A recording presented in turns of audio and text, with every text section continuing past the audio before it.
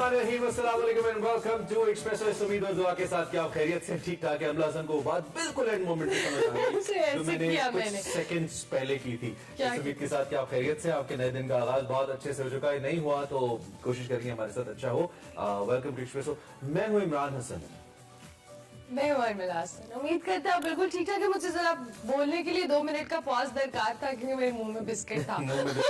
Sorry but हाँ, situations in life कभी-कभी ऐसी आती लेकिन है। कोई बात नहीं, सुबह सुबह मुझे भूख लग सकती है, मैं बिस्किट खा सकती हूँ। सबको लग सकती है। हाँ। किसमें क्या है? There's nothing abnormal। आप खाइए, अभी भी ले लीजिए। नहीं मैंने स्पॉन्सर नहीं किया। ब्रांड नहीं दिखाई, वैसे नहीं पता लगता कौन सा। अच्छा जी, खैर सुबह सुबह पहले तो उम्मीद है कि आपकी सुबह अच्छी हुई है। मौसम की भी हम बात करेंगे, लेकिन उससे पहले आपको मालूम ही है, हम तस्करा जरूरी है क्योंकि दिन का आगाज है। आज तो मारूफ कॉमेडियन माजिद जहांगीर साहब का 50-50 से शोहरत पाने वाले माजिद जहांगीर, जो कि बड़े मशहूर कॉमेडियन थे, लाहौर में इंतकाल फरमा गए हैं। काफी अरसे से जेर इलाज भी थे। उन्होंने जैसे कि मैंने बताया, एक सीरीज आती थी 50-50 पाकिस्तान टेलीविजन के ऊपर, उससे उन्होंने शोहरत पाई, काफी मकबूल हुए। फिर बाद में सांस के मरज में मुब्तला हुए और लाहौर के निजी अस्पताल में जेर इलाज थे। 1 माह पहले बेड से रिपोर्टेडली गिर गए थे माजिद साहब, और उनके जो रीढ़ की हड्डी थी उसके मोड़े फ्रैक्चर हो गए थे, और इस वजह से फिर उनकी तबीयत ज्यादा बिगड़ी थी, और फिर सांस की भी आई थिंक मर्ज में मुब्तला थे। बिल्कुल। और अब माजिद जहांगीर साहब की जो मैयत है लाहौर से कराची ले जाई जाएगी, जहां उनकी तदफीन होगी। काफी अरसे से बीमार थे, मुख्तलिफ टीवी चैनल्स के ऊपर रिपोर्ट्स भी होते रहे, उनको कुछ माली हेल्प भी दी गई, लेकिन अनफॉर्चुनेटली उनकी जो तबीयत है वो संभल ना सकी और बिलाखिर वो कल इंतकाल कर गए। माजिद जहांगीर साहब के हवाले से हम आपको बता रहे थे, और शो में आगे जाके हम फर्दर इस पर इन डिटेल भी बात करेंगे, और जो जो अपडेट्स होंगी वो हम आपके साथ शेयर करते रहेंगे। मौसम की बात कर लेते हैं जी। आपको पता है कि मौसम काफी दिनों से अब तो बेईमान है। बर्फबारी और धुंध के सिलसिले में बारिश की एंट्री हो गई है। कोयटा समेत बलूचिस्तान के मुख्तलिफ इलाकों में बारिश का सिलसिला जारी है, जबकि तेज हवा के साथ बारिश से सर्दी की शिद्दत में इजाफा हुआ है।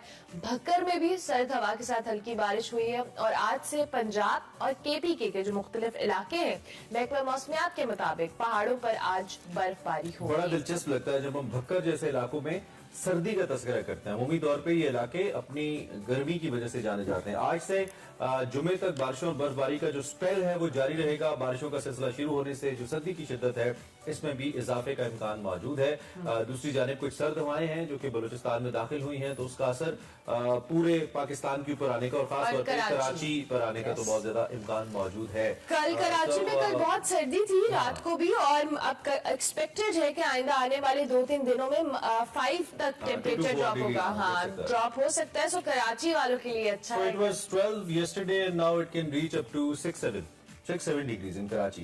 ये बहुत जबरदस्त, मतलब इतना हो सकता है जितना इस वक्त इस्लामाबाद में है। So it's actually going to be cold in Karachi. So अब वो जैकेट्स जो पिछले कई सालों से इस्तेमाल नहीं हुई, क्लाइमेट चेंज की वजह से इस्तेमाल हो रही है, अब शायद कराची वालों को नई भी लेनी पड़े, ये भी हो सकता है।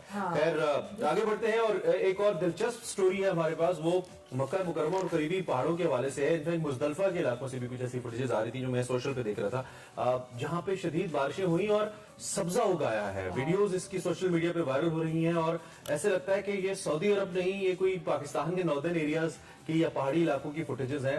And it looks really green and beautiful, और आसपास के पहाड़ों पर वो हमें सरसब्ज दिखाई देते हैं, यहाँ से झरने बहते दिखाई देते हैं। ये सहराई मौसम के बायस ये जो सख्त जिसे कहते हैं ना कि बंजर इलाका था, बिल्कुल, जहाँ पे कोई सब्जा नहीं था, सब वीरान था और बंजर था। अब ये वसी इलाका सब्जे से ढक चुका है और चरागाहों में तब्दील हो गया है। रेवड़ चुराने वालों की एक बड़ी तादाद अपने मवेशियों के साथ इन इलाकों का रुख कर रही है। इंटरनेट पे मुख्तलिफ वीडियोस आ रही थी, और इस खुशगवार तब्दीली को देखकर लोग बहुत हैरान भी है और परेशान भी है कि वो इलाका जो सहराई है और जहाँ पर बंजर है, जहाँ पे कोई घास है, कोई इस तरह का सब्जा नहीं था, वहां पर ये जो दिसंबर में लास्ट बारिशें हुई है इसके बाद सब्जा उगाया। So it's a beautiful sight Indeed, but still climate change yes. और कुछ लोग इसे क़यामत की निशानियों से भी तफवीज करते हैं कि एक हदीस मुबारक भी सोशल मीडिया पे गर्दिश कर रही है, जिसके मुताबिक ये कि जब सऊदी अरब सरसब्ज होने लगे और बंजर इलाके, तो ये निशानी होगी क़यामत की। लेकिन इसकी मेरे पास कोई हतमी दलील मौजूद नहीं, सोशल मीडिया पे चलने वाली उस हदीस के बारे में आपको बता रहा हूँ। बहरहाल जो भी है, ये खुशाइंद, बज़ाहिर तो खुशाइंद है। किसी इलाके का सरसब्ज हो जाना किसी मुसीबत की निशानी नहीं है, मतलब प्रैक्टिकल बात करें तो। खैर ये खबर थी, एक अपडेट थी, आप तक पहुंचाई। It looks beautiful by the way, और वैसे भी सऊदी अरब ने कह दिया है कि अगले 10 सालों के अंदर जो मिडिल ईस्ट है this going to be the new Europe of the world. और कल सऊदी अरब ने वैसे हमें हेल्प भी किया है दोबारा से, इस पे भी हमने बात कर ली है। We have a lot to share ji. I think now we just move to the बड़ी खबर। देखते हैं आज क्या हमारे पास आपके लिए।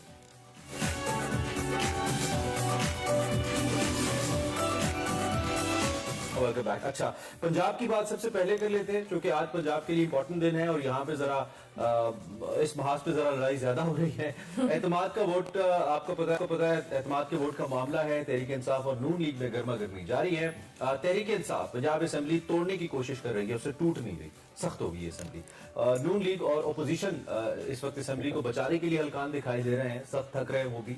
और पीटीआई के इस मौके पर जो मौक़िफ़ है जी दिलचस्प है कि हमारे नंबर्स पूरे हैं। जब नंबर्स पूरे हैं तो एतमाद का वोट भी नहीं ले रहा है जो उनके वज़ीर आला है। लेकिन साथ साथ पीटीआई ये कहती है कि हम जब चाहेंगे ले लेंगे वोट और असेंबली तोड़ देंगे। नून लीग जोर दे रही है कि परवेज इलाही साहब वोट तो लेना पड़ेगा, ऐसे कहने से थोड़ी होता।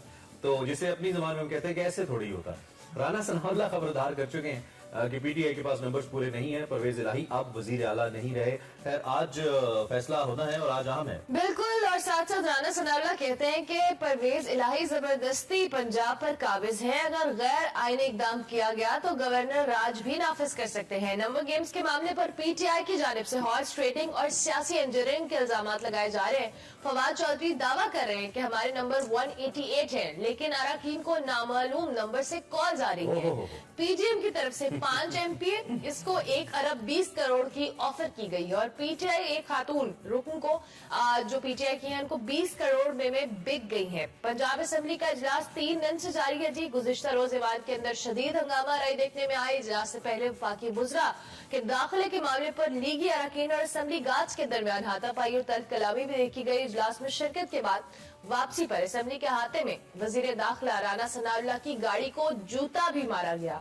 और इस पूरी सियासी लड़ाई में आज का दिन इंतहाई अहम है। बिल्कुल जी। पंजाब असेंबली का इजलास 3 बजे तलब किया गया है। नून लीग पंजाब की आला क़यादत ने लाहौर में डेरे डाली हैं। आसिफ अली जरदारी ऑलरेडी है, उनके लाहौर में आज पहुंचने के इम्कानात हैं। वो पहले से उनकी प्रेजेंस बहुत ज्यादा है मुसलसल लाहौर के अंदर और उसका वैसे उन्होंने ऐलान भी किया था एक टाइम पे, आज से 1.5 साल पहले, आपको याद होगा। खैर तहरीक इंसाफ की जो क़यादत है वो भी उसको भी तैयार रहने की हिदायत की गई और नून लीग की क़यादत को रिपोर्टेडली कहा गया कि आप हाई कोर्ट पहुंचे।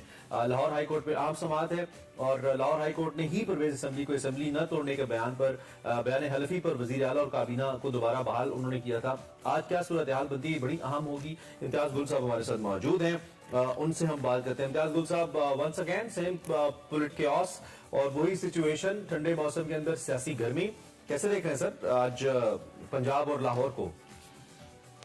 जी अस्सलाम वालेकुम। यहाँ भी मौसम बड़ा ग्रिम हुआ है, बड़ी धुंध है और बादल छाए हुए हैं, बिल्कुल ऐसे ही जैसे पाकिस्तान पे छाए हुए हैं सियासी मौसम पे। अपने चूंकि सऊदी अरब से आगाज किया तो अब भले वो किसी स्टूडियो में बैठ के वो सब्जा उगाया गया उन पहाड़ियों पे मुजदलफा की और जो आप बता रहे थे जी। लेकिन एक बात बड़ी वाज़ेह है कि सऊदी अरब और उसके जो शहजादे हैं, हुक्मरान, असल हुक्मरान है, उन्होंने तो सऊदी अरब को और पूरे मिडिल ईस्ट को 10 साल में यूरोप बनाने का इरादा किया है। और उस हिसाब से हमारे दोस्त अभी वापस आए थे सऊदी अरब से, वहाँ पे उन्होंने अपनी कंपनी भी रजिस्टर करवाई है। तो कह रहे कि बड़ी तेज रफ्तारी से सऊदी अरब में इस वक्त तरक्की का अमल जारी है और इसको एक नई जदीद रियासत बनाने के बिल्कुल अज़्म पे कायम है मोहम्मद बिन सलमान।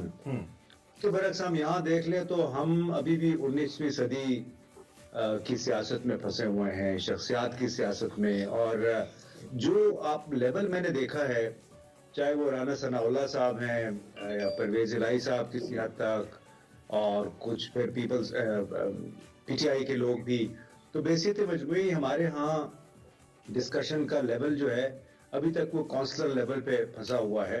हालांकि मुल्क इतने शदीद इक्तिसादी बहरान में फंसा हुआ है। अब देख ले, आज भी वोट ऑफ नो कॉन्फिडेंस यानी एतमाद या अदम एतमाद का वोट का भी बार बार ये कहा जा रहा है कि उसका दारोमदार अदालत के हुक्म पे है, क्योंकि आज अदालत समाअत भी होनी है केस की। तो अदालत अब क्या हुक्म देती है वो हमें नहीं मालूम, लेकिन कितने अफसोस की बात है कि 75 साल जिंदगी गुजारने के बाद पाकिस्तान में और पार्लियामेंट मौजूद होने के बाद बावजूद तमाम मामलात हमारे ले दे के फिर हाई कोर्ट में और सुप्रीम कोर्ट में।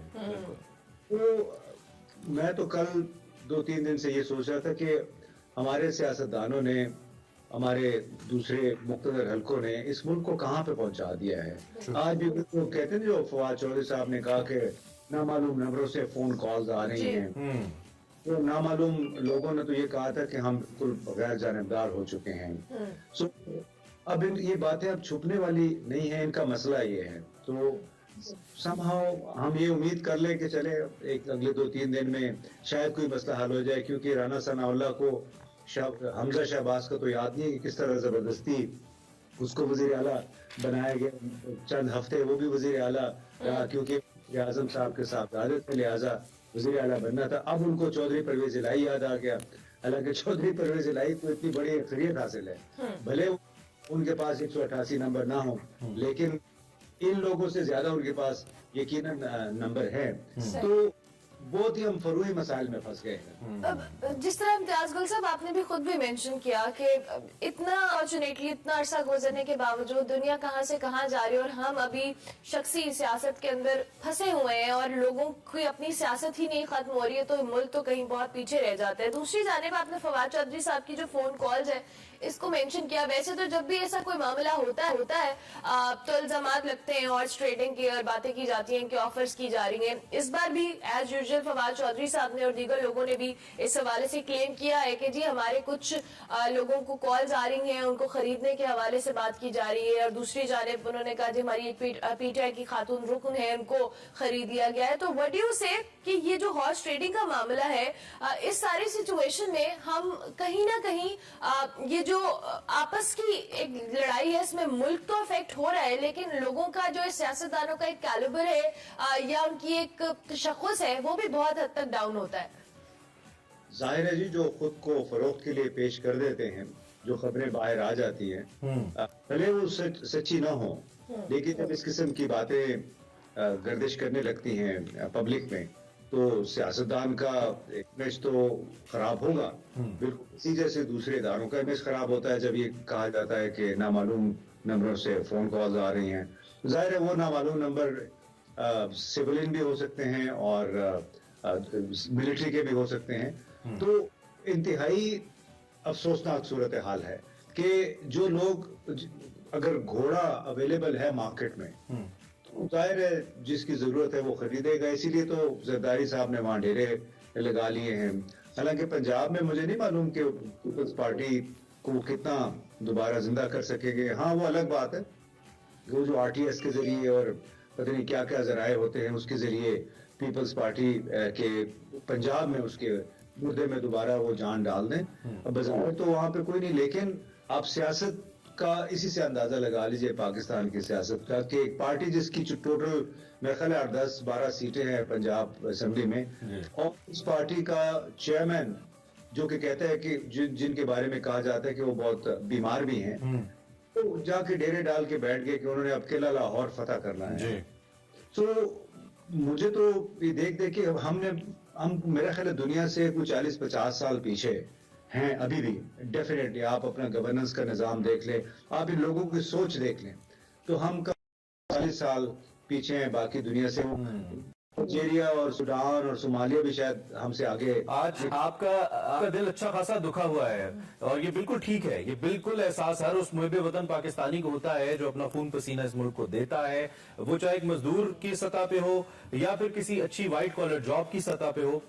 वी फील इट एंड आप तर्जुमानी कर रहे हैं बहुत सारे पाकिस्तानियों की, गुल साहब, ये बात करके कि हम कहाँ खड़े हैं और दुनिया कहाँ पहुंच गई है। लेकिन अफसोस की बात तो ये है कि अभी तक कुछ होश है भी नहीं। खैर, मैं थोड़ी सी तवज्जो आपकी पाकिस्तान की इकोनॉमिक सिचुएशन की तरफ लाता हूँ। इस वक्त पाकिस्तान यकीनी तौर पे क्रंच में है और पॉलिटिशियन तो अपनी पॉलिटिक्स कर रहे हैं, लेकिन हमें बीइंग पाकिस्तानी इस बात का एहसास है और ज्यादा कंसर्न है हम कि पाकिस्तान इस मौशी बहरान से निकले। कल जो डेवलपमेंट हुई जिनेवा के अंदर, आप इसको कैसे देखते हैं और पाकिस्तान क्या मुआशी तौर पे आपको कुछ बेहतरी की जानिब जाता नजर आता है?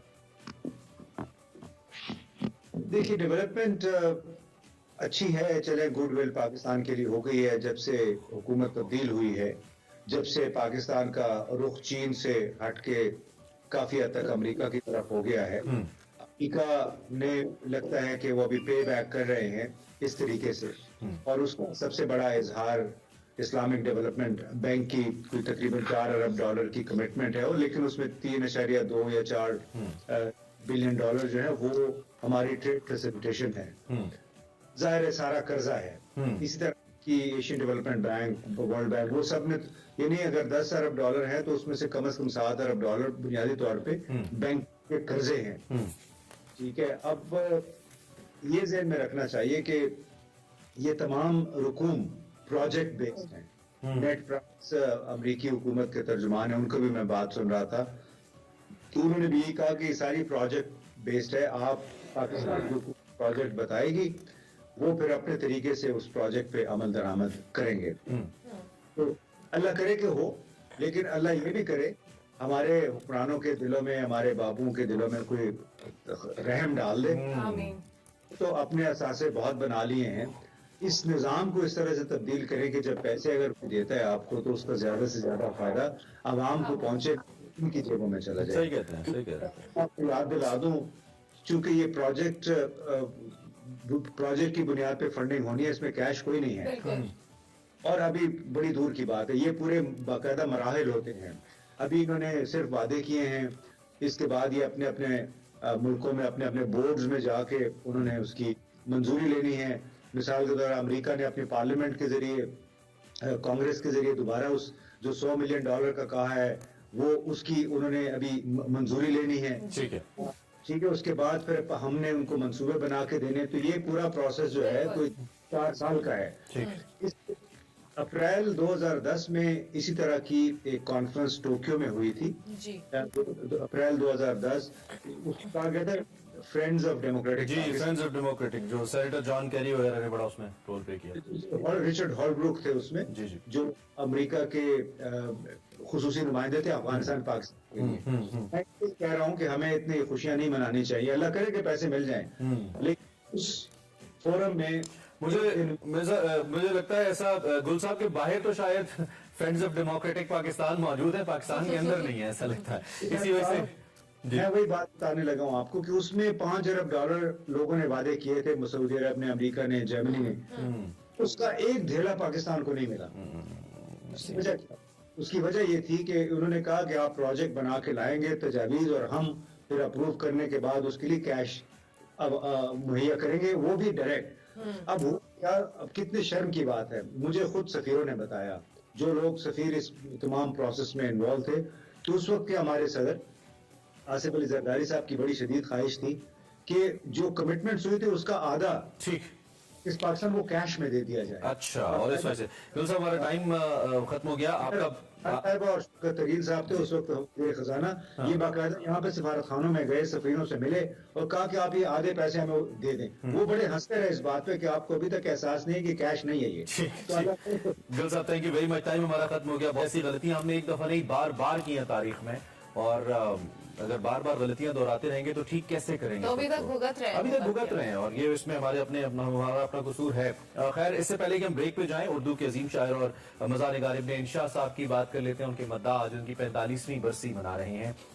इब्न इंशा का असल नाम शेर मोहम्मद खान था, आपको याद है, और वो 15 जून 1927 को हिंदुस्तान के शहर जालंधर में पैदा हुए थे। कराची यूनिवर्सिटी से इंशा जी ने, इब्न इंशा उनका नाम था, इंशा जी के नाम से मशहूर भी थे, MA किया। फिर उनकी जो शायरी है उसके मजमू में इस बस्ती के कूचे में, चांद नगर, दिले वहशी और दीगर शामिल हैं। बहुत जबरदस्त शायर और बहुत ही जबरदस्त दानिश्वर। सफरनामे और जुदागाना तहरीरों से शोहरत पाने वाले इब्न इंशा ने यूनेस्को के सफीर की हैसियत से यूरोपीय और एशियाई मुल्कों के दौरे किए। आवारा गर्द की डायरी इब्न बतूता के ताकुब में, चलते हो तो चीन चलो, दुनिया गोल है, और नगरी नगरी फिरा मुसाफिर, सफरनामे तंज़ी अंदाज में लिखे। इंशा जी ने जहाँ उर्दू नज्म, गजल, कहानियों, नॉवेल, अफसानों, सफरनामों, कालम निगारी, तराजिम, बच्चों के आलमी अदब, मकतूबात और दीगर अदबी असनाफ पर काम किया, वहीं उनके कलाम की एक नुमाया खूबी ये थी कि उनके अशार, गीतो गजल इंसानी जज्बात के करीब तर होकर दिल के तार छू लेते थे। इब्न इंशा ने मुख्तलिफ अखबारात में कॉलम्स लिखे, पाकिस्तान रेडियो और सकाफती इदारों से भी वाबस्ता रहे। उन्हें तमगा हुस्न कारकर्दगी से भी नवाजा गया। जी 11 जनवरी 1978 को अदालत के बाइस इंतकाल कर गया। अल्लाह उनको गिल कर रहमत करे। ब्रेक लेते हैं, ब्रेक के बाद आते हैं।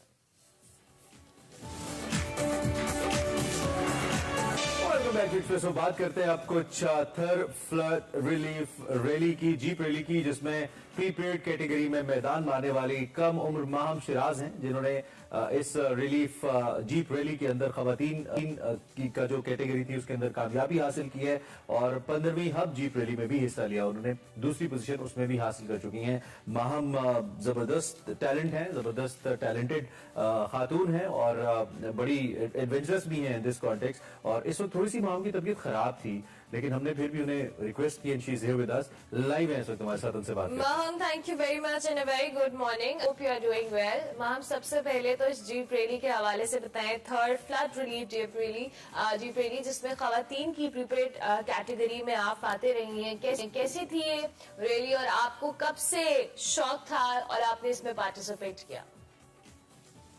जी, अस्सलाम वालेकुम and thank you so much. मुझे ऑलमोस्ट 3 साल होने वाले ऑफ रोड रेसिंग करते हुए। मेरी पहली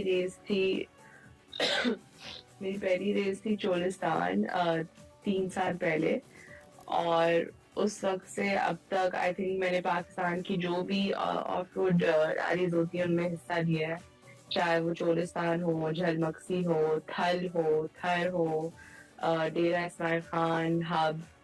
तो ये जो सारी रेसेस हैं इनमें I've been a part of। अच्छा, एक होता है सिर्फ हिस्सा लेना, शुरू में तो यही होता है कि कोई हिस्सा भी ले ले खातून तो बड़ी बात होती है, और फिर उसके बाद न सिर्फ हिस्सा लेना बल्कि अच्छे तरीके से उसको जीतना या अच्छी पोजीशन पे खड़े होना, ये दो मुख्तलिफ चीजें हैं। इसके लिए प्रैक्टिस और ट्रेनिंग भी चाहिए। तो कितनी ट्रेनिंग है माही, स्पेशली अपनी व्हीकल को लेकर आप किस हद तक एक्सपर्ट हैं, और क्या जो इंटरनेशनल स्टैंडर्ड्स होते हैं एक एडवेंचर रेसिंग के लिए वो पूरे कंप्लीटेड हैं प्रोटोकॉल आपके सारे? जी, आई थिंक ड्राइविंग एक ऐसा स्किल है या रेसिंग भी एक ऐसा स्पोर्ट है जो आई थिंक एक्सपीरियंस के साथ बेहतर होता है और रिफाइन होता है। तो जैसे रेसिंग है, आई थिंक आपकी सबसे ज्यादा जो ट्रेनिंग या प्रैक्टिस होती है वो होती है सीट टाइम से। तो आप जितना ज्यादा गाड़ी चलाएंगे, जितनी ज्यादा प्रैक्टिस करेंगे, नॉट जस्ट जैसे नॉर्मली भी आम तौर पे गाड़ी चलाना, I think that's also practice. Karachi में क्योंकि कोई ऐसा यहाँ पे ट्रैक नहीं है कि हम प्रैक्टिस कर सकें, तो हम जब भी रेस होती है हम थोड़ा कुछ दिन पहले जाते हैं और वहां जाकर ट्रैक पे रेकी करते हैं। अच्छा। तो आप अपनी मतलब गाड़ी उसी ट्रैक पर जितनी दफा चाहें आप कर सकते हैं अपने, जो आपको अगर जैसे सपोज एक टर्न आपको बेहतर करना है, so you keep practicing and that's what we usually do. अच्छा माहम, ये बताएं ऑब्वियसली अपनी व्हीकल को लेकर कि अपनी उससे खुद को जो कहते हैं फेमिलियर रखना अपनी राइट के साथ, और सेकेंडली ये जो एक अच्छा रेसर होना होता है, स्पेशली खवातीन की जो ड्राइविंग स्किल्स है उस पर बहुत सारे लोग बातें करते हैं, बट अनफॉर्चुनेटली और फॉर्चुनेटली लेकिन still what do you think एक अच्छा रेसर होने के लिए क्या आपके पास रूल्स होने चाहिए? कौन सी चीज है जो आपके माइंड में सबसे प्रायोरिटी पे होनी चाहिए? एक अच्छा रेसर होने के लिए आई थिंक सबसे इम्पोर्टेंट चीज है डिसिप्लिन। आप डिसिप्लिन इन द सेंस कि आप अपनी टाइमिंग्स का आपको अंदाजा होना चाहिए, आप प्रैक्टिस सही से करें, रेकियां करें अपनी, हर लिहाज से I think discipline is very important and I think also patience, because specially rally racing में या ऑफ रोड रेसिंग में, क्योंकि बहुत लंबी रेसेस होती हैं, 100 से ऊपर होता है ट्रैक लेंथ यूजुअली, कुछ जैसे चोलिस्तान तो बहुत ही लंबी होती है, तो जिसमें गाड़ियां खराब हो जाती हैं, आपको रुकना पड़ता है, ठीक करना पड़ता है, फिर स्टार्ट करना पड़ता है। तो I think you need to have patience ताकि आप सब्र करें और वेट करेंगे तब तक। तो अगर मैं आपसे ये पूछूं माम के गाड़ी तो बहुत सी खवातीन चला रही हैं, अगर आज की तारीख में कोई खातून ये फैसला करे कि भाई मुझे रेसिंग करनी है और यहाँ पे थर के अंदर या डेजर्ट्स के अंदर चलानी है गाड़ी, कहाँ से शुरू करना होगा उसको? क्या प्रोफेशनली कोई ट्रेनर हायर करना होगा, कुछ ऐसी वीडियोस हैं जो कि हेल्प करेंगी, या फिर जनरल चीजें हैं, कैसे है थोड़ा सा बताइए नए देखने वालों के लिए। आई थिंक स्टार्टिंग सबसे आप ड्राइविंग सीखें, उसके अलावा आप जो पाकिस्तान में आई थिंक जो एक मोटर स्पोर्ट्स की कम्युनिटी है, इसमें बहुत सारे बड़े बड़े नाम हैं जाने माने, जो आप उनको रीच आउट कर सकते हैं, आप उनसे बात कर सकते हैं कि मुझे रेस करनी है। एंड ज्यादातर ये जो रेसेस होती हैं वो ऑर्गेनाइज्ड होती हैं किसी ना किसी एसोसिएशन से, तो आप उनसे रीच आउट करके you can sign up and. तो ऑन अ लाइटर नोट में हम कितनी गाड़ियां मारी हैं आज तक आपने इस सारे सफर के अंदर, बाबा भाई और या जो भी आपकी और अपनी भी गाड़ी है जो वो भी क्योंकि males are quite concerned cars को लेकर, तो क्या किया आपने जरा बताइए हमें।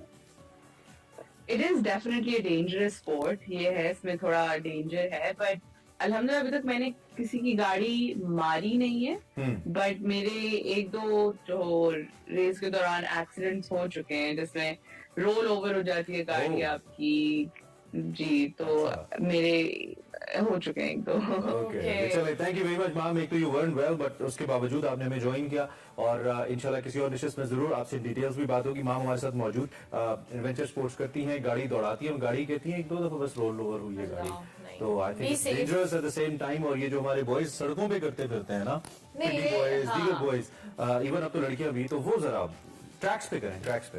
ब्रेक लेते हैं। Welcome back to Expresso. आज फिर वक्त हुआ जाता है एक और एक्सप्रेसो हीरो से आपकी मुलाकात कराने का। बसारत से महरूम है लेकिन बसीरत से माला माल है, ये जुमला अमूमी तौर पे कहा जाता है किसी बड़े शख्स की तारीफ के लिए, लेकिन वाकई फरहान अहमद साहब एक ऐसे स्टूडेंट हैं और एक ऐसे टीचर हैं जो कि जबरदस्त कर रहे हैं अपनी फील्ड के अंदर। पंजाब यूनिवर्सिटी से एमएससी और एमफिल मुकम्मल किया है, पंजाब यूनिवर्सिटी से कम्युनिकेशन स्टडीज में पीएचडी कर रहे हैं। और दिलचस्प बात यह है कि फरहान अहमद मार्च से जीसीयू लाहौर मार्च 2017 से यहाँ पे पढ़ा भी रहे हैं, और टीचिंग के शोबे से भी इन्होंने खुद को वाबस्ता किया है। इस टीम का हिस्सा है जिसने मीडिया और कम्युनिकेशन स्टडीज के शोबे के लिए तजवीज के साथ साथ निसाब को भी डिजाइन किया है, और गुज़िश्ता साल से डिग्री प्रोग्राम पेश करना शुरू किए हैं। फरहान अहमद 2016 में अमेरिका में नाबीनापन के तरबियती प्रोग्राम पर एक साला फेलोशिप में भी शिरकत कर चुके हैं। लॉट्स ऑफ अचीवमेंट्स, तो हमने जरूर जी समझा कि वो आज हमारे साथ आए होंगे। बिल्कुल, मोहम्मद फरहान अहमद हमारे साथ मौजूद हैं। हम आपको सबसे पहले तो खुशामदीद कहेंगे, इट्स एन ऑनर कि आप हमारे शो का हिस्सा बने। कैसे हैं आप? मैं बिल्कुल ठीक हूँ, आप कैसे हैं? बिल्कुल ठीक ठाक। फरहान साहब, आपका जो माशाल्लाह एजुकेशनल बैकग्राउंड है इट्स अमेजिंग, और अब आप जीसी यूनिवर्सिटी के साथ एसोसिएटेड हैं, वहाँ पे आप पढ़ा रहे हैं। अब tell us about your journey, कितना अच्छा था, कितना चैलेंजिंग था, ये सब हम आपसे सुनना चाहेंगे। चैलेंजिंग तो आई थिंक हर इंसान के लिए होता है, लेकिन हमारे चैलेंजेस थोड़े जो मल्टीफोल्ड हो जाते हैं, क्योंकि एक तो एक्सेसिबिलिटी के प्रॉब्लम्स, रिसोर्सेज के इश्यूज, लेकिन बिसाइड ऑल ऑफ दैट मैं जीसीयू में पढ़ा रहा हूँ, जैसे आपने कहा मार्च 2017 से, and it has been honour, it has been privilege actually teaching in GCU. लोग पढ़ने आते हैं और वो कहते हैं जी कि हम जीसीयू में पढ़ना चाहते हैं, और कितना प्रिविलेज है, और आप पढ़ा रहे हैं माशाल्लाह जी। और मैं मतलब मेरी जो टीम है वेरी सपोर्टिव। बेसिकली आपके जो चैलेंजेस हैं, आपके जो प्रॉब्लम्स हैं, वो थोड़े कम हो जाते हैं अगर आपको कोऑपरेटिव टीम मिले, आपके साथ सपोर्ट करने वाले लोग मिले। हमारे वाइस चांसलर हैं, is a very remarkable visionary forward looking sort of personality. मैं जब भी उनसे मिलता हूँ मुझे इंकरेजमेंट ही मिलती है, हालांकि वो मुझे कहते हैं कि आपसे मुझे इंकरेजमेंट मिलती है, लेकिन मुझे उनसे बड़ी इंकरेजमेंट मिलती है। He is such a nice visionary person. और फिर बाकी डॉक्टर असगर ज़ैदी, शायद आई डोंट नो कभी वो भी इस प्रोग्राम में आए। अच्छा, हम एक सेगमेंट कर चुके हैं उनके साथ। हाँ बिल्कुल, तो this is really great Farhan, और इसमें कोई शक नहीं है कि आपकी जो टीम होती है उसकी सपोर्ट के बगैर, फैमिली सपोर्ट तो होती है, लेकिन टीम की सपोर्ट के बगैर आप नहीं प्रोसीड कर सकते आगे। चैलेंजेस अगर आपने एक जानिब आप कह रहे हैं, तो दूसरी जानिब ऐसी कौन सी चीज थी जिसने आपको मोटिवेट किया कि आप बहुत सी ऐसे लोगों जो कि जिनकी आंखें ठीक है, जो मुकम्मल तौर पे देख सकते हैं, आप उनसे बहुत बेहतर परफॉर्म करें लाइफ के अंदर, ऐसी क्या चीज थी जिसने आपको मोटिवेट किया इस तरह? मेरे इर्द गिर्द एक तो मेरे लोग थे, मेरी फैमिली थी, मेरा इन्वायरमेंट था, जिसने मुझे मैं अपने दोस्तों को ये हमेशा कहता हूँ कि मुझे एक्चुअली ड्राइव करने वाली जो एनर्जी है वो आप लोग हैं। मुझे हमेशा कोई बंदा थोड़ा सा मोटिवेट कर दे तो मैं बहुत ज्यादा मोटिवेट हो जाता हूँ। मसलन अगर मुझे कोई छोटा सा कमेंट अच्छा मिल जाए तो वो मुझे बहुत पुश करता है, बहुत पंप करता है कि मैं उस चीज को फिर करने के लिए बहुत आगे तक जाता हूँ। मेरे जो फ्रेंड्स हैं, मेरे एक्चुअली जो सबसे इम्पोर्टेंट चीज़, मेरे दोस्त बड़े काबिल हैं। पाकिस्तान के फर्स्ट ब्लाइंड सिविल जज हैं वो यूसुफ सलीम, वो मेरे फ्रेंड हैं। और फिर एक न्यूट्रिशन सुपरवाइजर हैं मेरे दोस्त, फिर कुछ लेक्चरर्स हैं स्पेशल एजुकेशन के। तो मतलब ऐसे लोग अगर आपकी कंपनी में हो तो डेफिनेटली आपको मोटिवेशन मिलती है। मोटिवेट होते रहते हैं। अच्छा मोहम्मद फरहान साहब, ये भी आप बताइएगा, आप अमेरिका गए फेलोशिप के ऊपर, आपने वहाँ पर भी मुख्तलिफ चीजों को ऑब्जर्व किया होगा और वो भी आपकी जो एक्सपीरियंस का एक हिस्सा बना होगा। हाउ वाज दैट, कैसा वहाँ पर एनवायरनमेंट मिला, वहाँ के लोग कितने वेलकमिंग थे, या वहाँ पे आपको कितना सीखने का मौका मिला? मैं शायद उसको उन फीलिंग्स को कैप्चर ना कर सकूं वर्ड्स में, क्योंकि वो सच रिमार्केबल फीलिंग्स थी। मैं सिर्फ ये बता देता हूँ कि जब मैं यहाँ से जा रहा था तो मैं थोड़ा सा सैड था, लेकिन जब मैं वहां से आया था तो मैं उससे ज्यादा सैड था। तो आई मीन इतना सपोर्टिव, इतना कंफर्टेबल मुझे उन्होंने इन्वायरमेंट दिया। और आज भी जब मैं उनसे बात करता हूँ तो वो मुझसे उसी तरह बात करते हैं जिस तरह मैं मतलब अभी भी वहां पे उन्हीं का पार्ट हूँ।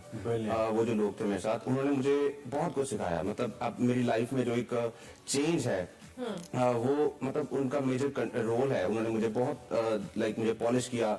अगर मैं आज जीसीयू में पढ़ाने के काबिल हूँ तो कहीं पे उनका जो है वो ये जो कॉन्फिडेंस उन्होंने मुझे। अच्छा, आपने फरहान जीसीयू में उस टीम का आप हिस्सा रहे हैं जिसने मीडिया और कम्युनिकेशन स्टडीज के शोबे के लिए जो तजवीज करदा निसाब था, करिकुलम था, उसके ऊपर भी आपने काम किया है। एक तो ये कि उसमें आपका कंट्रीब्यूशन कितना है, और दूसरा जो कहना चाहिए कि जो आप जैसी चैलेंजेस का शिकार लोग हैं जो कि लाइफ में बहुत अच्छा कर रहे हैं, खासतौर पे जो देख नहीं सकते लोग, उनके लिए भी कोई ऐसा स्पेसिफिक आपने पार्ट रखा है कि उनको भी हेल्प हो आने वाले वक्त के अंदर? मैं बेसिकली जब कोई काम करता हूँ तो मेरी ये कोशिश होती है कि हम इंक्लूसिव रखें ना, मतलब हम कोई ऐसा उसको अलग ना करें, क्योंकि मैं ये समझता हूँ जब हम एक्सक्लूसिवनेस की तरफ चले जाते हैं तो हम किसी हद तक जो दो लोग होते हैं उनको हम सेग्रीगेट कर देते हैं। तो मैं ये समझता हूँ कि जब हमने अपना करिकुलम डिजाइन किया तो मैं उसका लीडिंग टीम मेंबर था। मेरे साथ जो बाकी जो लोग थे उन्होंने भी अपना काम किया, मेरे साथ इक्वली मतलब उन्होंने कंट्रीब्यूट किया।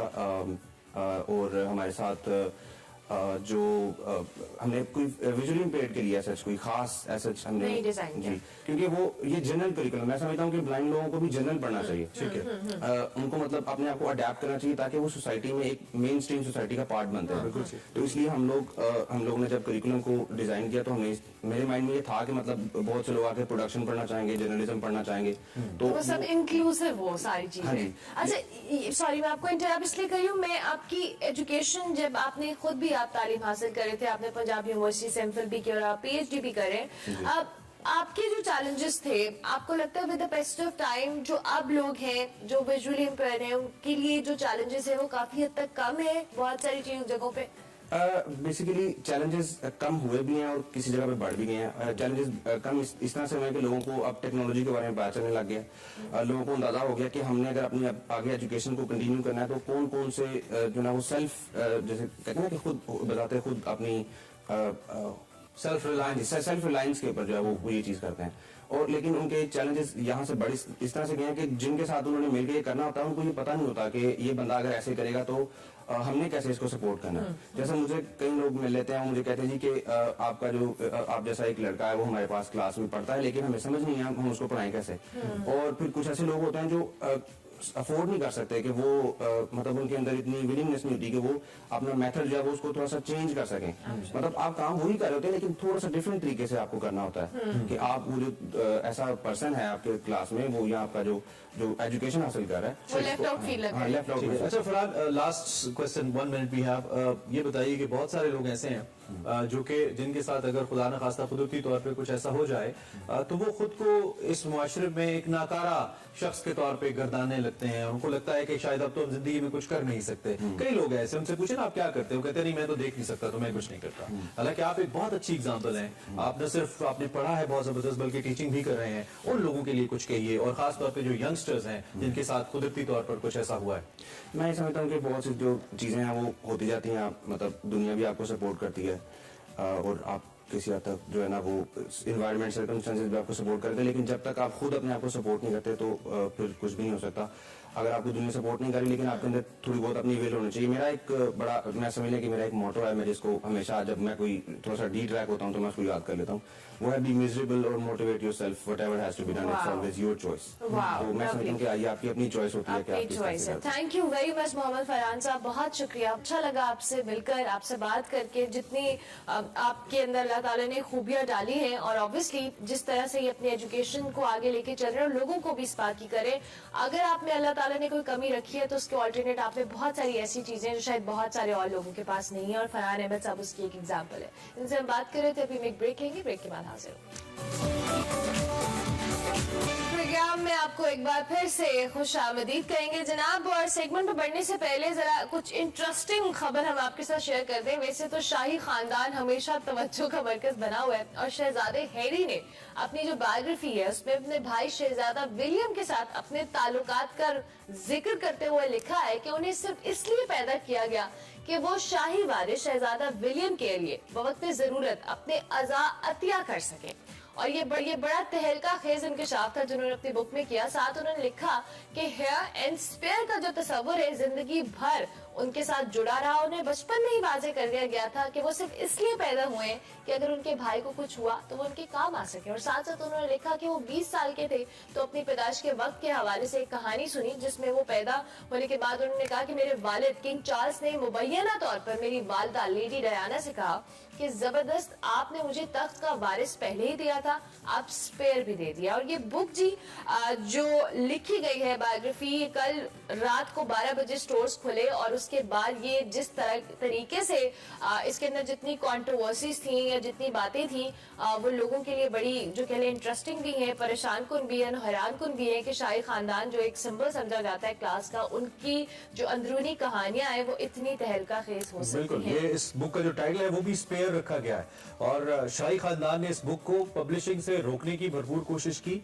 लेकिन उसके बावजूद एक्सपेक्टेडली इस बुक ने कल रात आना था, और ये रात को ये बुक पब्लिश हुई और सारे स्टोर्स को के अंदर रश देखने में आया। लोग इस बुक के हवाले से पढ़ना चाहते हैं। और अब ये भी इतलात आने की शायद शाही खानदान बहुत सारे मामलात में डिस्कनेक्ट हो चुका है हैरी से, इस तहरीर से पहले जब उनको ये इतलात मिली किस तरह की कोई तहरीर आने वाली है सामने। और दूसरी जानब at the same time it's shocking कि जहाँ पे आप इक़्तिदार के ऐवानों में बड़े बड़ी दीवारों के पीछे बड़े बड़े किलों और महलों के अंदर जब हम एक ड्रीम लाइफ एक्सपेक्ट कर रहे होते हैं, इज्यूम कर रहे होते हैं कि कितनी शाहाना लाइफ है, कितना सुख सुकून है इनकी जिंदगी में, इनको किस चीज की कमी है, तो इस चीज की कमी है। यू नो यूसी कि इसके अंदर न सिर्फ आपको वो तख्त की दास्तानें मिलती है बल्कि उन महरूमियों की भी एक लंबी लिस्ट नजर आती है, जो मे बी समवेयर इनसाइड किसी बड़े महल के अंदर एक बच्चा जो क्या आपकी नजर में शहजादा है वो सोच रहा होता है। सो इट्स जस्ट चलें जनाब आगे बढ़ते हैं और अब आपको दिखाते हैं हमारा सेगमेंट निकले तेरी तलाश में, जिसमें बात हो रही है आज मुस्तनसर हुसैन तार साहब की किताब ए ग़ज़ाल शब पर।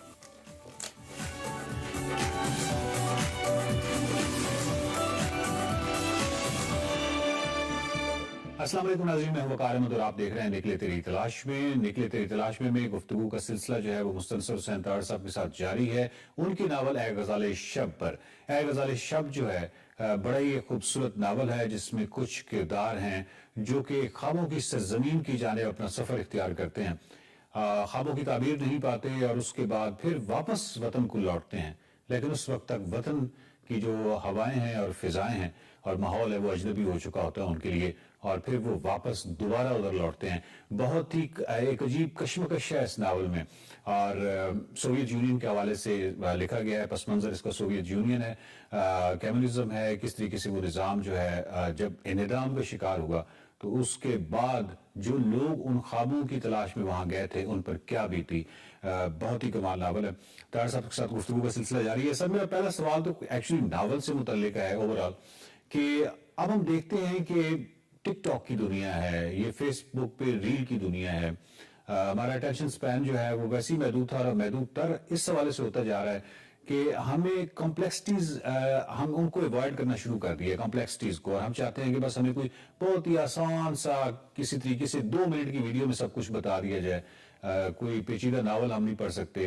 ये इस तरह का एक ट्रेंड जो है, इस तरह का एक रुझान जो है हमारी सोसाइटी में बहुत नुमाया तौर पे नजर आ रहा है। तो आप ये समझते हैं कि इस तरह के ट्रेंड के बावजूद आपको ये उम्मीद है कि नावल जो है वो बरकरार रह पाएगा? यानी नावल का कोई मुस्तकबिल आप देखते हैं जिस तरीके से माइंडसेट हम देखते हैं यूथ का? मुतअद्दिद बार जवाब दे चुका हूँ और उसके बाद मैं पाकिस्तान की तरफ आऊँगा कि वेस्ट में ये चीज़ जो है हमसे कोई 20-25 साल पहले आई, यानी हमारे पास तो बाद में आता है ना वही फैशन या वही मैकेनिज्म जो वेस्ट में पहले आ जाता है। तो अगर वेस्ट में नावल अभी तक छप रहा है और बेशुमार छप रहा है और लोग पढ़ रहे हैं इन तमाम चीज़ों के बावजूद, टिकटॉक के बावजूद, बाकी सारा, तो यहाँ भी उसको कोई आई फील कोई ख़तरा नहीं है। लोग जो हैं मुख्तलिफ तबके होते हैं कि एक जो फौरी तौर पे रिजल्ट चाहते हैं, एक जो वो कहते हैं कि सहज पगे सो मीठा। चुनांचे नावल का जो रीडर है वो हमेशा मौजूद रहेगा, इन्हीं लोगों में से होंगे। आजकल मैं ये समझता हूँ कि आज से 30-40 साल पहले जब ये सब कुछ नहीं था तब नावल कम पढ़ा जाता था, आम डाइजेस्ट पढ़े जाते थे बाकी, लेकिन सीरियस नावल आई फील के पिछले 20-25 साल में ज़्यादा पढ़ा जा रहा। चुनांचे इसका कोई ऐसी कंट्राडिक्शन नहीं है कि इनके आने से नावल की अहमियत ख़त्म हो जाएगी। सर, आपके नावल में एक जगह आपने कहा है कि जो ही एक सुर्ख सवेरे की जगह सरमायादाराना सवेरा यानी डॉलर सवेरा नमूदार हुआ तो खलाई तस्कीर के इदारे, साइंसी तहकीक के मंसूबे और फनून लतीफ़ा की तरवीज जैसे खसारे के सौदे कूड़ेदान में डाल दिए गए। इसी नावल में मजीद आपने लिखा है कि बेशतर ऐसी खवातीन होती जिन्होंने सोवियत यूनियन के जमानों में कभी सोचा भी नहीं था कि वो कभी बदन फरोशी पर मजबूर हो जाएंगी। अच्छा सर, बात यह है कि जो खवातीन के हकूक की जहां तक बात है या उनके वोटिंग राइट के हवाले से जो बात है, बहुत सी बुनियादी हकूक की बात है, उसका सारा ज्यादातर सजता है कम्युनिज्म के सर, क्योंकि इनिशियली जो थॉट्स थी वो वहां से आई और पहला जो 1918 में जो इस हवाले से एक आइन है उसमें भी ये बहुत वाजे है, और फिर 1929 में जाके लंदन में वोटिंग राइट आता है, और फिर फ्रांस में सबसे आखिर पे, तो यानी एक सैरत उनके सर सजता है कम्युनिज्म के सर। तो आप ये समझते हैं कि इतने बड़े आइडियाज जो कि लेके आया था बुनियादी हकूक के हवाले से, खवातीन के हवाले से और पिछड़े हुए तबकों के हवाले से, तो ये सोवियत यूनियन का निज़ाम जो है वो सिर्फ सोवियत यूनियन का ये एक निज़ाम का नुकसान नहीं है बल्कि ओवरऑल दुनिया का भी नुकसान हुआ है। इसमें बुनियादी तौर पे ये है कि क्योंकि वो इक्वालिटी थी बिटवीन सेक्सेस, चुनांचे वहाँ ख़वातीन ट्रैक्टर्स भी चलाती थी, खेतों में भी काम करती थी, सारा कुछ, लेकिन इसके अलावा बाकी जितने भी शोबे थे उनमें भी बहुत एक्टिव थी। और ये जो आपने कहा ना कि कूड़ेदान में फेंक दिए, मैं समझता हूँ कि सोवियत यूनियन की सबसे बड़ी कंट्रीब्यूशन जो फ़नून लतीफ़ा के लिए है, आज तक किसी और मुल्क में ऐसा नहीं हुआ। जिन्हें जितनी बैकिंग यानी स्टेट, डिक्टेटरशिप का ये भी फ़ायदा होता है ना कि अगर एक पॉलिसी बन गई तो पूरा मुल्क उसके ऊपर अमल करेगा। चुनांचे एक स्टेट पॉलिसी थी। मेरे मालूमात के मुताबिक कम से कम 5-6 यूनिवर्सिटीज़ में उर्दू डिपार्टमेंट थी, मुख्तलिफ लैंग्वेजेस पढ़ाई जाती थी। अच्छा, रक्स के ऊपर ख़ास तवज्जो थी। अब बालशोई थिएटर जो है दुनिया का सबसे बड़ा थिएटर कहलाता, और जितने भी वहाँ पे जो बेस्ट बैलेज हुए हैं, स्वान लेक वगैरह और चाइकोस्की की म्यूज़िक पे, वो सारे रशिया में होते हैं। रशिया का ओवरऑल मिजाज ठीक है, उनको खाने को वो कुछ नहीं मिलता था जो वेस्ट में मिलता था, उनको पहनने को भी वो कुछ नहीं मिलता था, उनकी रिहाइश भी मामूली थी, लेकिन कल्चरली वो बहुत स्ट्रॉन्ग थे। एवरेज एक ब्रिटिश से, यूरोपियन से, अमेरिका से वो कल्चरली बहुत स्ट्रॉन्ग थे, क्योंकि एक आम मजदूर भी जो था ना, उसने भी दोस्तोवस्की के तमाम नावल पढ़े हुए थे। उनको मालूम होता था कि कौन कौन से, और गोगोल के प्ले चल रहे हैं, शेखोव के चल रहे हैं, और मतलब पैक्ड होते थे। उसकी एक मैं आपको बताता हूँ कि गम जो उनका सबसे दुनिया का सबसे बड़ा स्टोर कहलाता था एट दैट टाइम, वहाँ एक लाइन लगी हुई थी, 150 लोग खड़े हुए थे। तो मैंने अपनी इंटरप्रेटर से पूछा, मैंने कहा कि ये ऐसे ही मजाक से जिस वेस्ट में कहा जाता है, क्योंकि वेस्ट बहुत एक नेगेटिव थ्रू आउट करता है ना, प्रोपेगेंडा करता रहा कम्युनिज्म के खिलाफ, जिस तरह आजकल चाइना के खिलाफ हो रहा है। और तो इसी तरह कि ये डबल रोटी खरीदने के लिए खड़े हुए हैं, उनका नहीं, ये चाहे अपना दोस्तोवस्की का फलान नावल फिलान, उसका नया एडिशन आया है, तो वो खरीदने के लिए सुबह से कतार में खड़े हुए हैं। तो मैंने कहा कि उन्होंने ये नावल नहीं पढ़ा हुआ, कहने नहीं, यहाँ हजारों लोग हैं जो अपने फेवरेट ऑथर के हर एडिशन को खरीदते। ये जो था ना उनमें ज़ौक़े जमाल, लिटरेचर का, डांस का, बाकी फ़नून लतीफ़ा का, ये वहाँ पे बहुत डेवलप हुआ। अच्छा, उसी हवाले से उन्होंने जब तराजम करवाए मुख्तलिफ अदीबों के, उर्दू में कराए, जो इंसारी साहब करते थे, अंग्रेजी में भी हुए, तो ये उनकी तुफैल था। पीपल्स पब्लिशिंग हाउस था यहाँ लाहौर में, अब्दुल्ला मलिक के भाई से चलाते थे, पिछले दिन उनका इंतकाल हुआ। चुनाचे आप वहाँ जाते थे 100 रुपया लेके, और बाकायदा आपको एक खच्चर चाहिए होता था किताबें लाने के लिए। अच्छा, बेशक वो अपने प्रोपेगेंडे के लिए उसको इस्तेमाल करते थे, मसलन लेनिन का भी और मार्क्स की भी, एंगल्स की भी किताबें, कई कई वॉल्यूम्स, और बहुत सस्ती होती थी। और हमारे बहुत जो इनकलाबी दोस्त थे वो ले आते थे और उन्हें अपने क्योंकि उन दिनों इनकलाबी होने का और कम्युनिस्ट होने का एक फैशन सा चल निकला था, अपनी अलमारी में सजा दिया ताकि जो भी है मुतासर हो गए, बहुत पढ़े लिखे लोग। तो ये कंट्रीब्यूशन बहुत बड़ी थी। लेकिन जो कैपिटलिज्म आता है, आपको पता है कैपिटलिज्म में तो बुनियादी तौर पे वो रेटिंग ही करती है ना, इन चीज़ों की रेटिंग नहीं होती। और ये जो मैंने कहा है कि बदन फरोशी के हवाले से ये बिल्कुल मेरे एक जानने वाले हैं, उन्होंने मुझे बयान किया कि वहाँ पे दुबई वगैरह में सारा, और मतलब जो बिगेस्ट एक्सपोर्ट है उन इलाकों की, सिर्फ रशियंस की नहीं, उज़्बेकिस्तान की भी, बाकी वो ह्यूमन फ्लैश है। क्योंकि इन सब के पास और कोई पेशा रहा नहीं था। अगर आप लिटरेचर पढ़ा रहे हैं, आर्ट्स पढ़ा रहे हैं, कोई चीज़ पढ़ा रहे हैं, आप बाहर हो जाते हैं। बहुत जो पढ़े लिखे थे, मसलन जो मेरा थी अपना फैज साहब की जो क्रिटिक भी थी और उनकी बड़ी शदाई भी थी, मेरी भी सहेली थी मीरा, तो वो पीएचडी थी शायद वहाँ से लखनऊ से उर्दू में, और वो पढ़ाती थी। और उन्होंने मुझे बताया कि भाई पहले तो हमारा गुजारा हो जाता था, एक अप्रिशिएशन भी होती थी, मतलब अदीब जो होते थे उनके लिए स्पेशल समर हाउसेज होते थे, अब उनको अलॉट होते थे, वहाँ जाते थे। अदीब वीआईपी थे उस ज़माने में, आर्टिस्ट वगैरह, तो हम कंफर्टेबल ज़िंदगी गुजारते थे। लेकिन अब ये है कि तनख्वाह इतनी कम है कि उसमें गुजारा नहीं होता। डेंटिस्ट के पास हम नहीं जा सकते क्योंकि पहले फ्री होता था। एजुकेशन जो है बहुत कम लोग अफोर्ड कर सकते हैं, इतनी महंगी है। तो ये बहुत सारे प्लस पॉइंट्स थे सोवियत यूनियन के। मैं कतई तौर पे कम्युनिज्म को उस तरह डिफेंड नहीं कर रहा कि जी स्टालिन ने इतने लोगों को मरवा दिया, फलां ने इतना कर दिया, और वो अमेरिका वालों ने भी आइटम बम के जरिए लाखों लोग मार दिए, तो उनका तज़किरा कोई नहीं करता।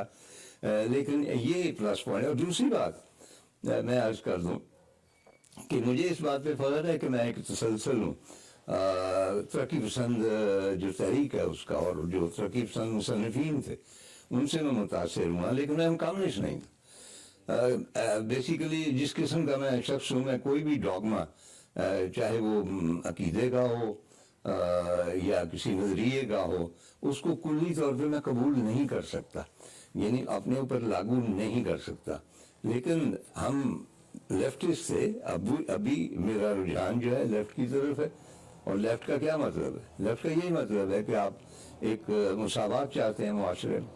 और आज इन दिनों आप ये देख रहे हैं कि आटे के लिए लोग क्या कर रहे हैं, पानी के लिए क्या कर रहे हैं। तो लोगों को साफ पानी मिल जाए, बच्चों को दूध मिल जाए, रोटी मिल जाए, छत मिल जाए, हम तो हमारा ये ख्वाब था, उसमें कम्युनिज्म वगैरह को कोई अमल दखल नहीं था। गजाली शब जो है ये पूरे एक अहद का मंजरनामा है, बहुत ही खूबसूरत नावल है। इसके किरदारों के जो ख्वाब हैं वो कमाल हैं। ख्वाबों की ताबीर जब वो नहीं पा सके और उसके बाद जो वापस लौटे, तो वो जो ज़हनी कश्मकश है उसका एक कमाल नक्शा कार सामने खींचा है।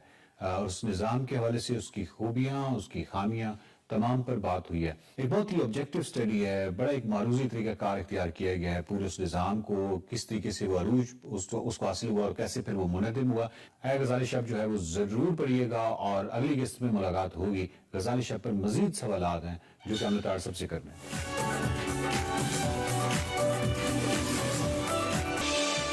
Welcome back cricket. बात करते हैं कुछ क्रिकेट के हवाले से। पाकिस्तान और न्यूजीलैंड के दरमियान आपको मालूम है 3 मैचों की वनडे सीरीज का दूसरा मैच आज कराची में खेला जाएगा। पहला मैच पाकिस्तानी टीम ने बासानी जीता था, आपको मालूम है, और ICC world cup super league में दूसरी पोजीशन हासिल कर ली थी।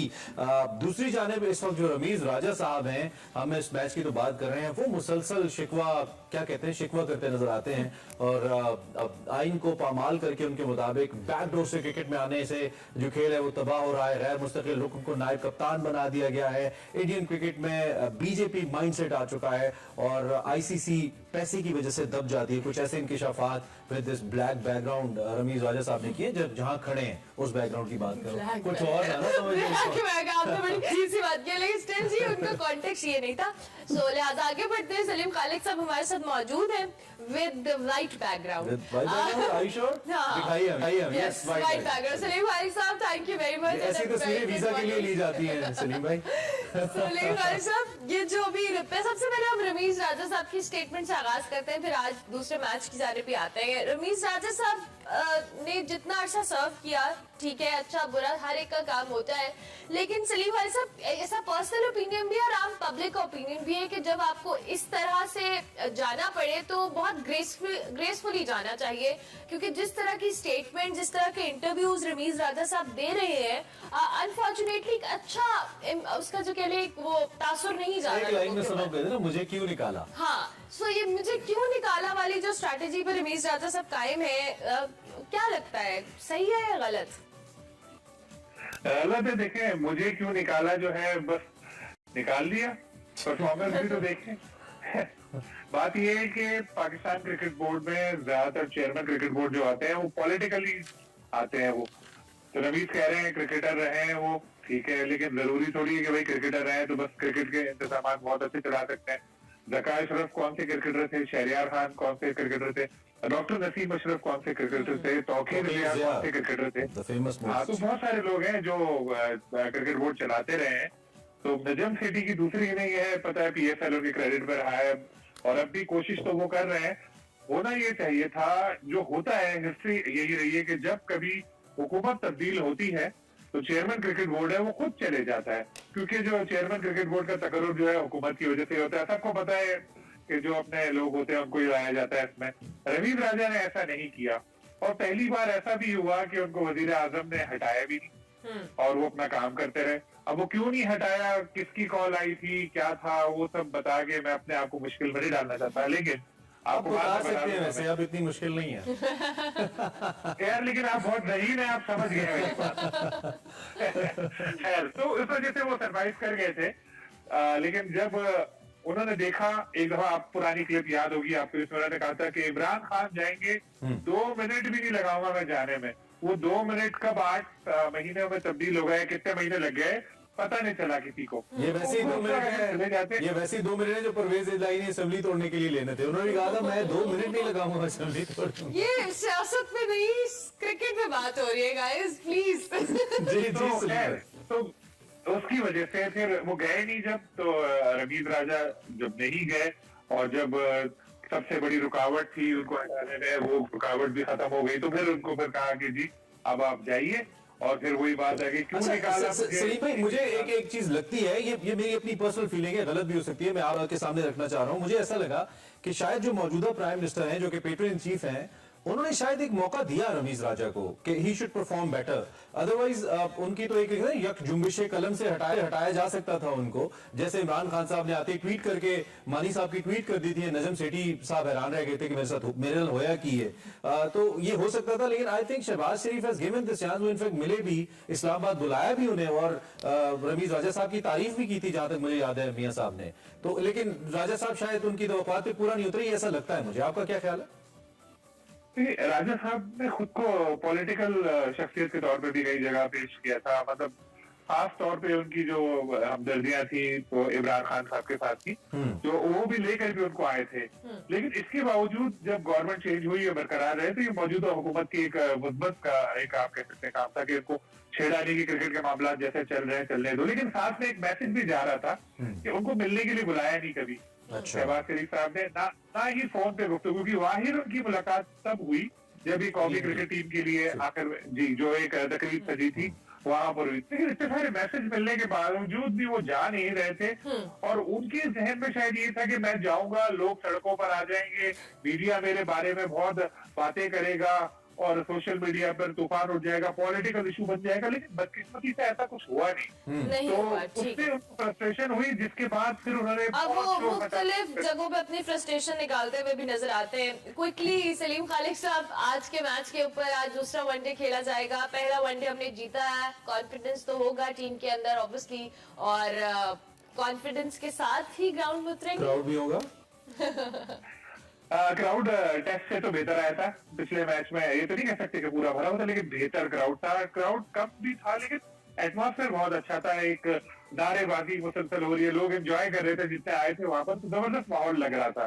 तो वर्किंग डे है ना, तो हम ये एक्सपेक्ट भी नहीं कर सकते कि पूरा ग्राउंड भरा होगा। लेकिन पाकिस्तान टीम की परफॉर्मेंस भी बहुत अच्छी थी, खासतौर पर नसीम शाह ने जिस तरह से बॉलिंग की थी और बाद में बैटिंग हुई, फखर ने अच्छी इनिंग खेली, रिजवान ने, बाबर ने, एक ओवरऑल पाकिस्तान टीम की अच्छी परफॉर्मेंस थी। हालांकि ऑफ द फील्ड कुछ ऐसे मसाइल चल रहे हैं जिनकी वजह से खदशा था कि कहीं मुतासर ना हो जाए परफॉर्मेंस। ये जो नायब कप्तान वाला मसला, इस पे भी जरा कमेंट करते जाएं, जो बाबर आजम और सिलेक्टर्स एंड ऑल, और वो कह रहे ऊपर से कॉल आ रही है, जरा इस पे भी आपके पास क्या इंसाइडर है? जी, मसला ये हुआ कि शान मसूद जो है उनको वाइस कैप्टन बनाया गया और उनकी परफॉर्मेंस टेस्ट में अच्छी नहीं रही जो होम सीजन गया, फिर भी उनको बनाया गया। बाबर वगैरह किसी को भी नहीं पता था। इसकी मुखालफत भी की, शाहिद आफरीदी ने भी बोला कि जी रिजवान को बनाना चाहिए, लेकिन बोर्ड ने बना दिया। उसके बाद फिर शान को खिलाया नहीं, टीम मैनेजमेंट ने पहला मैसेज दिया कि we are the boss of the team. हालांकि उससे पहले उनके ऊपर काफी कॉल्स वगैरह गई कि जी शान को खेलना चाहिए, खिलाओ। ना शाहिद आफरीदी माने, ना बाबर आजम माने, कोई नहीं माने। और मैं कहता हूँ ये गलत एक कंट्रोवर्सी छिड़ी है और जल्दबाजी में शान के लिए ये मुश्किलात पैदा कर दी गई हैं। और आपने तो वैसे भी कहा कि बॉबी को तंग ना करें, आज के आपने आर्टिकल में है ना। चले, thank you very much. Number 1 हमारा, बल्कि दुनिया का number 1 batsman. Of course he is, of course. और अजीबो गरीब किस्म के सवालात को जर्नलिस्ट बैठ के उनकी कप्तानी के हवाले से उनके बाबर आजम से कर रहे होते हैं। मैं तो हैरान हूँ, इन जर्नलिस्ट को बैठने कौन देता है इन प्रेस कॉन्फ्रेंसेस के अंदर कि कौमी टीम का कप्तान है और आप उसे मशवरा दे रहे हैं कि आप कप्तानी छोड़ने का सोच रहे हैं, आप छोड़ दें। यार आपको जर्नलिज्म सीख लें थोड़ा। मतलब मुझे बहुत दुख हुआ और गुस्सा आया मुझे ये सवाल देख के एक साफी साहब का। ब्रेक लेते हैं, ब्रेक के बाद आप साथ। This is the color in Espresso, another very bright, very nice folk color. शराफत अली खान साहब हमारे साथ मौजूद हैं और ये उनका नया गाना है जो आप सुन रहे हैं, मार्केट के अंदर आ चुका है। अल्लाह कहते संग ना तोड़े। आपको समझ आई? हाँ बिल्कुल। जबरदस्त भाई। हमने कहा हर किस्म के आर्टिस्ट हमारे पास आते हैं, तो आज हमने एक सराइकी फोक सिंगर को आपसे हमने कहा मुलाकात कराए। मीठी सुरीली मियां वाली की सरजमीन से इनका ताल्लुक है, इनका टोन भी आपको बता रहा है कि इनका ताल्लुक वहां से है। First of thank you very much. आपने हमारी इतला के मुताबिक दुबई, शारजा, इटली, इंग्लैंड, बहुत सारे इंटरनेशनल जगहों पे इन्होंने परफॉर्म किया है और पाकिस्तान में तो किया ही है। खुशामदीद सर, क्या हाल है आपके? वेलकम जी, खुशामदीद। बिल्कुल ठीक हूँ जी, अल्हम्दुलिल्लाह। बड़ा अच्छा लगा हमें आपको सुन के सुबह, क्योंकि उमूमी तौर पे मुख्तलिफ आर्टिस्ट आते रहते हैं हमारे पास, लेकिन एक अलग कलर है। तो कैसा जा रहा है आपका सफर जी मौसीकी का? बहुत अच्छा जा रहा है जी। म्यूजिक एक जिस तरह कहते हैं कि रूह की ग़िज़ा होती है, तो हम चाहते हैं कि इसको रूह की ग़िज़ा की तरह इसको हम इस्तेमाल करें और इसको लोगों तक पहुँचाएं। खिलाते रहते हैं आप ये ग़िज़ा बहुत अच्छे तरीके से लोगों। तो ये जो आपके गाने ज्यादा हैं, अक्सर सवाल आपसे किया जाता होगा, अब एक तरफ इस गाने के अंदर दुआ है कि अल्लाह किसी का साथ न तोड़े, लेकिन इसमें एक दुख का एलिमेंट भी है। बिल्कुल। तो ये हर गाने में दुख का एलिमेंट क्यों होता है? उम्मीद तौर पे लोग ज्यादा सुनते हैं या आपको लगता है वो हिट ज्यादा होता है या लोग ही बड़े दुखी हैं आज? असल में जिस शायर ने जी गाना लिखा है उसका नाम है जी महबूब हाशमी। तो वो ऑलरेडी एक जिंदगी में, एक लाइफ में वो दुख इंसान है नेचुरल तौर पे। तो बहुत अच्छा हमारे वाला हाल चल रहा है लाइफ में दुख चल रहा है। उसके काफी गाने परफॉर्म कर चुका हूँ। तो जो भी गाना होता है उसका सैड सॉन्ग होता है और मैं समझता हूँ कि जो मेरे साथ मैच करता है, जो मेरे फॉलोअर हैं वो मेरा सैड सॉन्ग ही पसंद करते हैं। अच्छा। हाँ, मैंने काफी ट्राई किया है। मैंने मीरा को कास्ट किया मतलब एक्टर को एक गाने में, वो फास्ट गाना था लेकिन वो फ्लॉप हो गया था इतना। मैं जिंदगी का एक नाकाम ट्रेन मैंने जो काम किया, लोगों को दुखी गाने पसंद है जी, फनी गाने नहीं पसंद। नहीं मतलब दुखी गाना वाकई वैसे ये आजकल टाइम के साथ साथ ज्यादा जो टोन बड़ी लाइटर होती है, दुखी होती है, लोग बहुत पसंद करने लगे। असल में इसमें रियलिटी ज्यादा होती है। जो दुखी गाना होता है ना, उसमें पूरा एक आपको सीक्वेंस नजर आता है और हर शख्स कहीं ना कहीं उससे रिलेट कर जाता है कि मेरे साथ भी जिंदगी में ही हो रहा है। अच्छा, दूसरा हुस्न के ऊपर और जमाल के ऊपर गाने और कपड़ों के ऊपर, और इस पे भी बहुत ज्यादा सराइकी में लिखा जाता है। और लोग बड़ा, जैसे कबीज तेरी काली, चिट्टा चोला, इस तरह के गाने, काला जोड़ा, ठीक है, तो इस पे भी जरा हमें बताइए, ये क्या कोई खास फोकस रखते हैं आप लोग, या लोग इसको भी ज्यादा पसंद करते हैं? बस चूंकि हमारा एक रवाज है, कल्चर है, तो सराइकी में जो ज्यादा पहना जाता है वो कपड़े, शलवार कमीज को ज्यादा तरजीह दी जाती है, कुर्ते को। तो उस पे जो लिखते हैं, जहरी बात है, वो किसी का आशिक पहनता है, किसी की माशूक पहनती है, तो वो एक दूसरे को देख के उनका इंप्रेशन पड़ता है, तो इसलिए। और जाहिर बात है शायरी में एक कलर तभी हमें, हाँ, कुछ सुनाए हमें मजीद। आपके देखने वाले पूरी दुनिया में चूंकि देखा जा रहा है, तो प्लीज कुछ सुनाइए।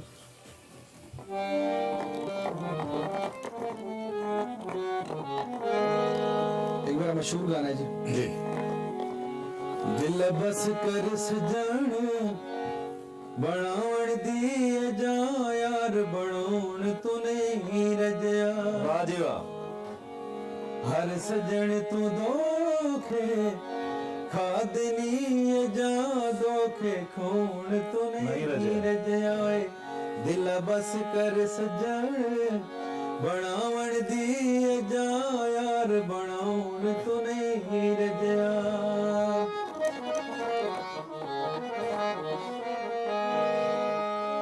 जैकू हद तो वध के प्यार की तई, उसे सामने आके वार की तई।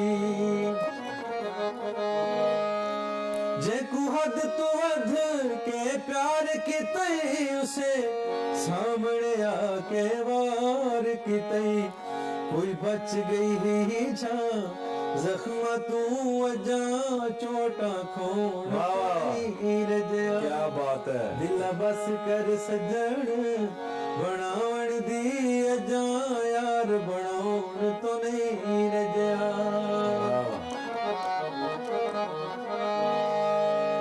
कहदी दस्यो बीटे माए जदा, अपने आप ते रहे माए। क्या बात है।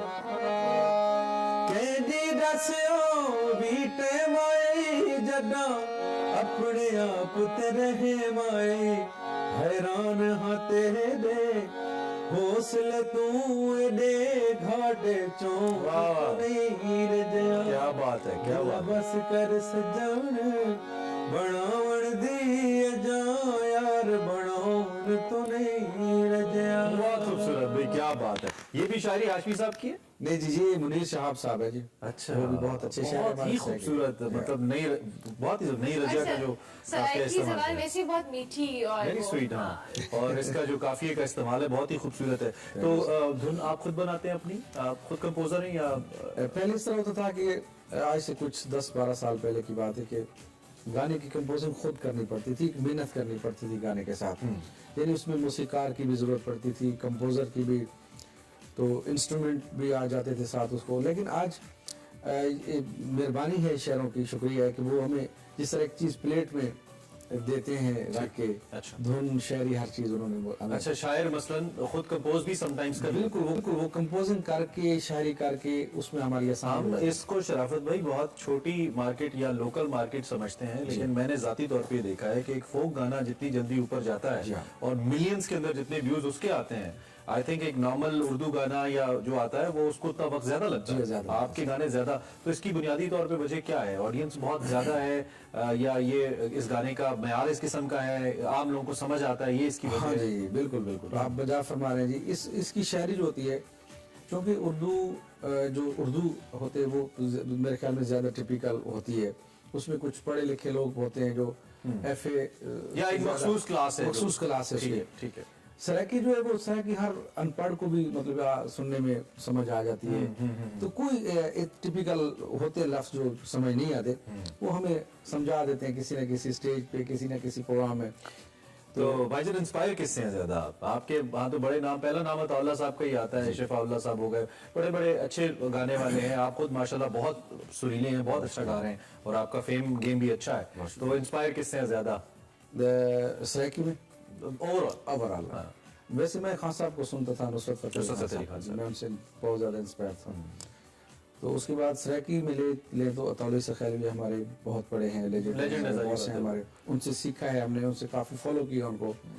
उसके बाद नदीम अब्बास लूने वाला, मेरे दोस्त भी हैं बहुत अच्छे, और रात को मैं उनके पास भी था, बहुत अच्छी महफिल थी। तो वो भी बहुत अच्छे गायक हैं, बहुत अच्छे सिंगर। जबरदस्त।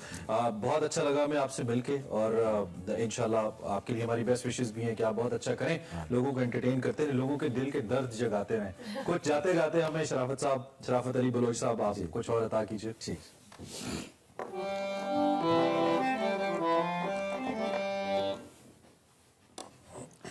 ये भी सर दुखी सॉन्ग है सर, हम तैयार हैं।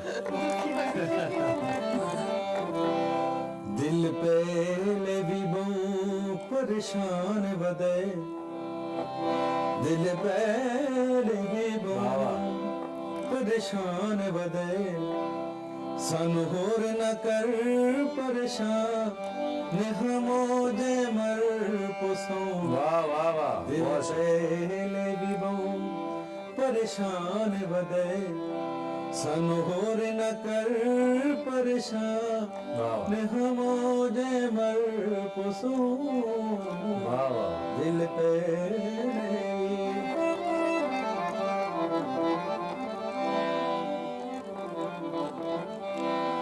एक गम सजना दा दुझे गरीबी दा, एक गम सजना दा दुझे गरीबी दा, सदमा है वो इस बदनसीबी है,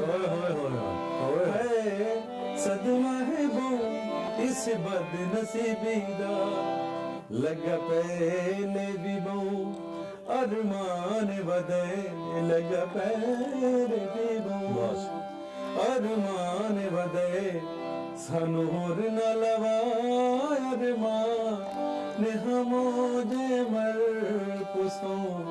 दिल पहले भी वो परेशान बदे, सनूर न कर परेशान, हमो जे मर पुसों। ये कलर है जो हमने आपको दिया, आप एक्सप्रेसो के अंदर देते रहते हैं। ब्रेक लेते हैं, ब्रेक के बाद आते हैं। Welcome back to Expresso. अब सुबह सुबह हम आपको योगा करवाएंगे और उसके लिए आपके साथ होंगी महरवश। finally. योगा कराने वाली है। She's been practicing your name, Meherwash. महरवश, over to you. Okay. Thank you, Armala and Imran. Now we'll move forward to our practice. We'll take a nice warrior one, so starting from the right leg. We'll shift all the weight on our right leg, step back the left one in 45 degrees. Body faces the front of the side. Then we'll bend the knee, lift the arms up, send the hips low, both feet flat on the mat. Excellent. Let's stay there. Then we'll straighten the front leg. Grab your ankle from the same hand, sending the other one up for a triangle. Really reaching the arm up. One nice inhale, one nice exhale. Then we drop both palms on the mat and send the leg back for a plank.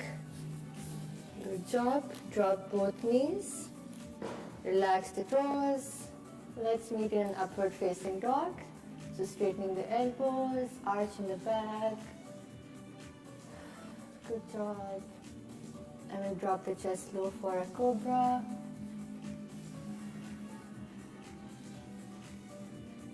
And then we rise up again. On the toes. Start walking towards the palms. Take your time. And just a nice step forward. Fill the belly in with a nice inhale. Rise up, opening the chest, open the arms. And pray to heart. Exhale it out. That's it. मेहरवश ने आपको योगा करा दिया। just trying. मैं आ रही हूँ आपके पास योगा करने। भाई बहुत जरूरी है आपके जहन, और ये मिथ है कि बड़ी उम्र के लोग नहीं कर सकते, हर उम्र के मेल्स लोग नहीं कर सकते, सब कर सकते हैं। This is the best therapy, आप जरूर कीजिए।